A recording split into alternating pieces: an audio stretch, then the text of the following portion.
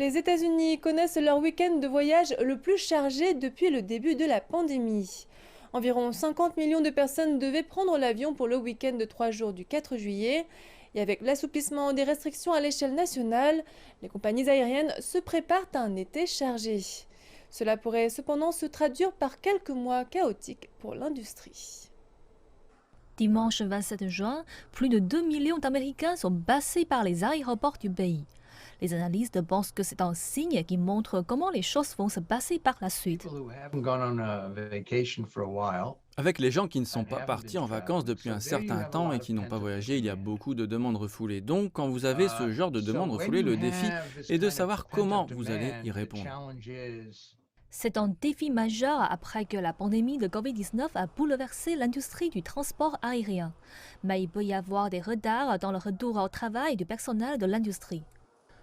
Les agents de bord et les pilotes ne peuvent pas simplement retourner au travail, être rappelés un lundi et retourner dans la cabine de pilotage un vendredi. Nous avons une formation mandatée par la FAA pour passer une requalification, des choses de cette nature. Donc je pense qu'en ce moment, toutes les compagnies aériennes connaissent des difficultés croissantes. Pour aider à soulager ces difficultés, American Airlines a annulé de manière préventive 1% de ses vols jusqu'à la mi-juillet. Mais les experts avertissent les voyageurs de se préparer à des retards et à des turbulences dans les aéroports américains tout au long de l'été. Ce n'est pas seulement le personnel que les compagnies aériennes paient, il y a eu beaucoup de licenciements en termes de sécurité aéroportuaire, donc les licenciements affectent l'ensemble des écosystèmes de voyage.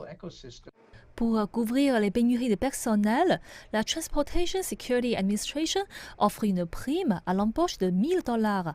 Elle vise à embaucher 6 000 agents de contrôle de sécurité d'ici la fin septembre pour atténuer certains des vents contraires auxquels l'industrie est encore confrontée.